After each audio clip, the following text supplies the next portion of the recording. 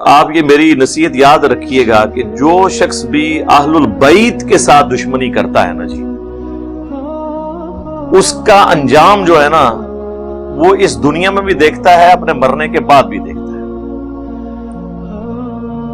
آج تک جن لوگوں کو گالیاں پڑ رہی ہیں نا، ہم ان گالیوں کو تو سپورٹ نہیں کرتے، لیکن ان میں سے کئی لوگ ایسے ہیں کہ جنہوں نے اپنی زندگی میں حرکات ایسی کی تھی کہ اس کا ایفیکٹ ان کو بعد میں بھی بھگتنا پڑتا، کیونکہ اللہ تعالیٰ نے پہلے بنو اسرائیل کو فضیلت دی تھی جہان والوں پر۔ یا بنی اسرائیل،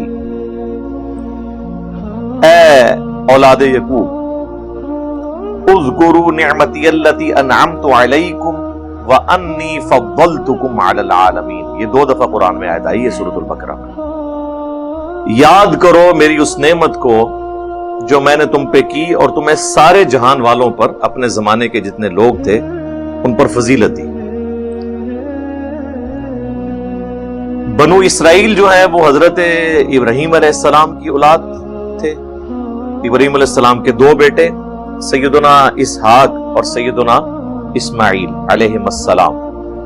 اسحاق کے بیٹے تھے یعقوب، انہی کا لقب تھا اسرائیل، اللہ کا بندہ ہیبرو لینگویج میں۔ اور دوسرے بیٹے جو تھے حضرت ابراہیم کے اسماعیل، ان کی اولاد کہلاتی ہے بنو اسماعیل۔ اور بنو اسماعیل میں صرف ایک ہی پیغمبر آئے حضرت اسماعیل علیہ السلام کے بعد، وہ ہمارے محبوب صلی اللہ علیہ وآلہ وسلم ہے۔ آپ صلی اللہ علیہ وآلہ وسلم کو اللہ تعالیٰ نے تمام جہان والوں پر فضیلت دی، آپ کے اہل البیت کو تمام جہان والوں پر فضیلت دی۔ ہماری نماز کا لازمی جزو رکھ دیا، محمد اور آل محمد صلی اللہ علیہ وآلہ وسلم پر درود، جو بخاری اور مسلم دونوں میں موجود ہے، کہ صحابہ کرام نے عرض کیا جب یہ آیت مبارکہ نازل ہوئی، ان اللہ وملائکتہ یصلون علی النبی، سورۃ الاحزاب کی 56 نمبر۔ تو صحابہ نے پوچھا کہ اے اللہ کے نبی، ہم آپ اور آپ کے اہل البیت پر کس طرح درود پڑھیں؟ یعنی صحابہ کو پتا تھا کہ ہم نے آپ کے ساتھ آپ کے اہل البیت پر بھی درود پڑھنا ہے، حالانکہ قرآن میں تو تھا کہ نبی علیہ السلام پر پڑھا جائے۔ صحابہ کرام کو یہ بات پتا تھی کہ درود شریف نبی علیہ السلام کو اور اس سے بھی بڑھ کر اللہ کو وہ پسند ہے جس میں رسول اللہ کے گھر والوں کا ذکر بھی ہو۔ پھر آپ نے درود ابراہیمی تعلیم فرمایا، اللہم صلی علی محمد وعلی آل محمد کما صلیت علی ابراہیم وعلی آل ابراہیم انک حمید مجید، اللہم بارک علی محمد وعلی آل محمد کما بارکت علی ابراہیم وعلی آل ابراہیم انک حمید مجید۔ اس کا پہلا حصہ بھی الگ سے پرفیکٹ درود شریف ہے۔ سنن نسائی کے اندر حدیث موجود ہے، انٹرنیشنل نمبر کے مطابق 1293۔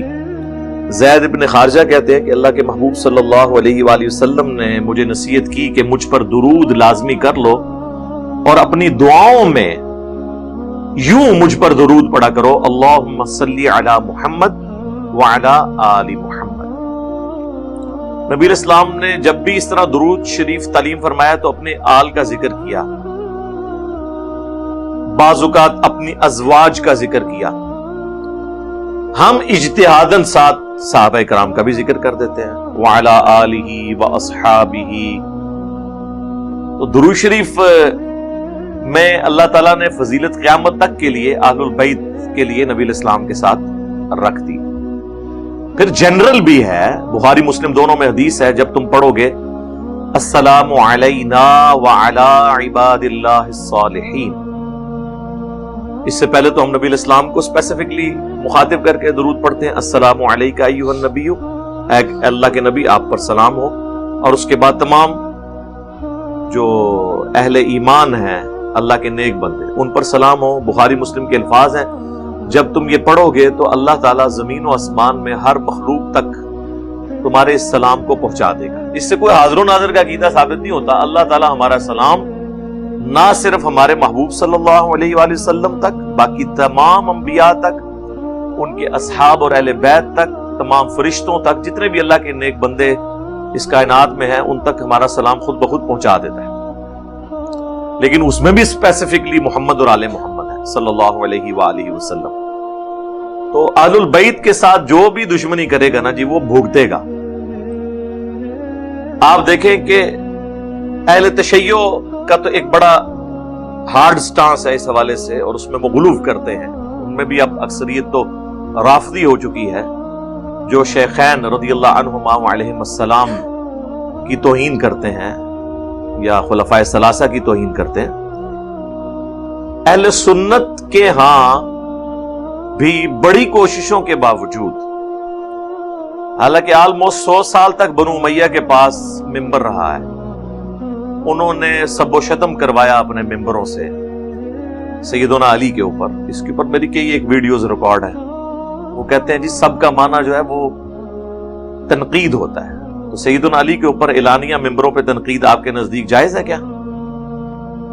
صرف تنقید معنی نہیں ہوتا، اصل معنی جو ہے اس کا گالی ہوتا ہے، کبھی کبھار تنقید بھی ہوتا ہے۔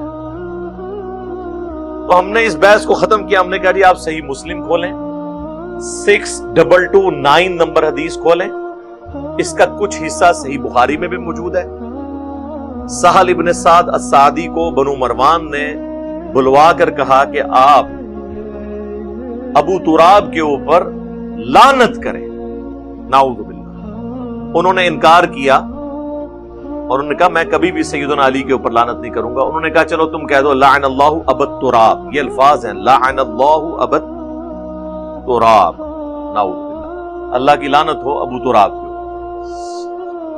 جو یہ کام کرواتے رہے ان پہ اللہ کی لعنت، تمام فرشتوں کی لعنت، تمام لعنت کرنے والوں کی لعنت۔ تو یہ مسلم میں الفاظ موجود ہیں 6229، اور امام مسلم کا اللہ بھلا کرے انہوں نے یہ الفاظ نقل کر کے سب کا ترجمہ، کبھی کوئی تنقید کرتا تھا کبھی کچھ کرتا تھا، انہوں نے بتا دیا کہ کن الفاظ کے ساتھ یہ معاملات۔ تو یہ جو معاملات ہوتے رہے، اس کے باوجود اہل البیت کی محبت کوئی امت کے دل سے نکال نہیں سکا۔ لیکن جو ایک زہر کا ٹیکا شروع سے لگا سنی شیعہ دراڑ کی وجہ سے، اس کی وجہ سے سنیت ٹھیکیدار بن گئی اس بات کی کہ ہم نے صرف خلفائے ثلاثہ کو اپ لفٹ کرنا ہے اور سیدنا علی کا بھی ذکر کرنا ہے چوتھے نمبر پہ، لیکن وہ برکت کے لیے، صرف شیعہ کا منہ بند کرنے کے لیے۔ باقی اگر کوئی ہمیں حضرت علی کی شان بھیجے تو ہم فوراً کان کھڑے کر لیں گے، یا شیعوں والی باتیں تو نہیں کر رہے، جس کا میں نے پریکٹیکل ثبوت بتایا ہے۔ آپ محرم کے دنوں میں اپنے کسی سنی دوست کو میسج کر دیں، صحیح مسلم کی 240 نمبر حدیث، علی سے محبت نہیں رکھے گا مگر مؤمن، علی سے بغض نہیں رکھے گا مگر منافق، آپ اس کا رسپانس چیک کر لیں۔